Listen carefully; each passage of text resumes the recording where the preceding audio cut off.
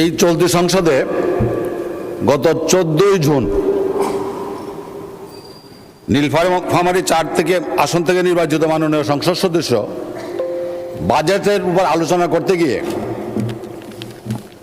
উনি শহীদ মুক্তিযোদ্ধার সন্তান দাবি করেছেন, যেটা অসত্য। ওনার পিতা এখনো জীবিত আছে। এটা স্যার মাননীয় স্পিকার সংসদ কার্য বিবরণীতে এই বিষয়টা অন্তর্ভুক্ত হয়ে গেছে ইতিমধ্যেই। এই অসত্য বিবৃতিটি এক্সপান্স করার জন্য আমি মাননীয় স্পিকার আপনার কাছে সবিনয় নিবেদন করছি। ধন্যবাদ মাননীয় সদস্য। এটা তো পয়েন্ট অফ অর্ডার হলো না, কিন্তু যে মাননীয় সদস্য কথা আপনি বলছেন, তিনি আমার চেম্বারে এসে বক্তব্যের অবহিত পরেই সেদিনই আমার সাথে দেখা করেছেন এবং বলেছেন যে ভুলক্রমে তার মুখ থেকে এটা বেরিয়ে এসেছে। তার পিতা এখনও জীবিত আছেন, তিনি আমাকে জানিয়েছেন। এই বিষয়টি পত্রপত্রিকাটাও এসেছে এবং উক্ত মাননীয় সদস্য তিনি নিজেও বক্তব্য দিয়ে তার ভুল স্বীকার করেছেন। এটা স্লিপ অফ টাং বা অনিচ্ছাকৃত একটি ভুল। সুতরাং এটিকে সংসদের কার্য বিবরণী থেকে এক্সপাঞ্জ করা হবে। আরেকটি বিষয় মাননীয় সদস্যবৃন্দ, আপনাদের দৃষ্টি আকর্ষণ করছি। গত বৃহস্পতিবার দিনে ঢাকা থেকে নির্বাচিত মাননীয় সংসদ সদস্য আবু আশফাক হেফাজতে ইসলামের নেতা মাওলানা মামিনুল হক সম্পর্কে কথিত পরকীয়া সম্পর্কে দু একটি মন্তব্য করেছেন, যেটি অনভিপ্রেত। সেটি যেহেতু যার পক্ষে সংসদে এসে আত্মপক্ষ সমর্থন করার সুযোগ নেই, তার সম্পর্কে বিরূপ মন্তব্য করা অনুচিত। সেই জন্য আবু আশফাক সাহেবের মন্তব্য আমি এক্সপান্স করেছি। সাথে সাথে আমারও একটি বক্তব্য সেখানে আমি উল্লেখ করেছিলাম যে কোনো ব্যক্তির অন্ধকার জীবনের অন্ধকার অধ্যায় সম্পর্কে আমার বক্তব্য এসেছিল।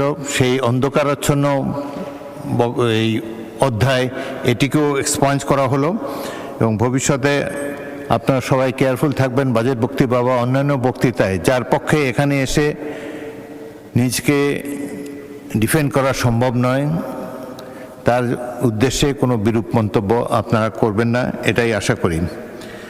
মাননীয় সদস্যবৃন্দ,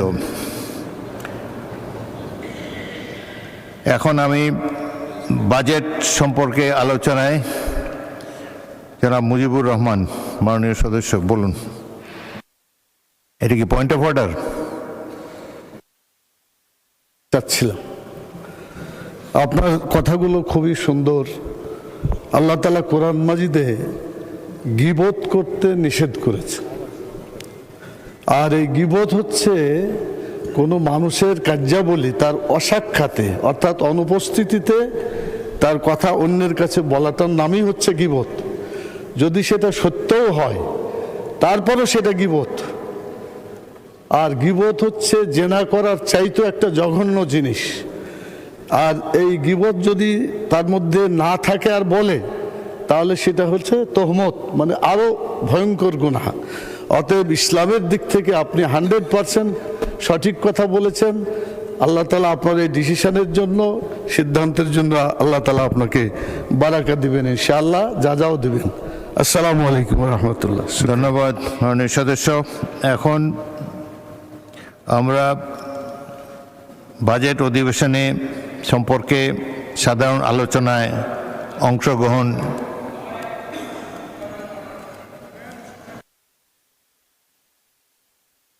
মুন্সিগঞ্জ থেকে জনাব রতন বলুন। আপনি একজন রাসবাড়ি মানুষ, আপনার সম্পর্কে আর কিছু বলবো না। আমার যখন বাজেট বক্তব্য তখন আমি কথা বলবো। আমার বাড়ি মুন্সিগঞ্জ, আমি মুন্সিগঞ্জ 3 আসনের একজন নির্বাচিত প্রতিনিধি।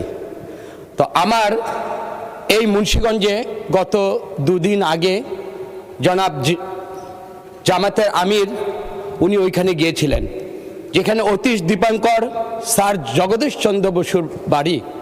আমি মুন্সিগঞ্জে ওই এলাকার মানুষ হয়ে উনি একটি কথা বলেছেন। সেই কথাটা হলো মুন্সিগঞ্জ। মুন্সি মানে হলো মানে আরবির যে একটা উনি বুঝাতে চেয়েছেন ধর্মীয় অনুভূতিতে এটা অনেক বড় মুন্সিয়ানা, এটা অনেক বড় আভিজাত্য এবং পবিত্রতার ব্যাপার। উনি সব জায়গায় যে কথাটা বলেন, ওইখানে উনি একটা কথা বলেছেন যে এই জায়গার মানুষও নাকি চাঁদাবাজি দখলদারিত্বের মাধ্যমে মুন্সিগঞ্জের সমস্ত মানুষগুলাকে উনি কটাক্ষ করে অন্তরে আঘাত দিয়েছেন।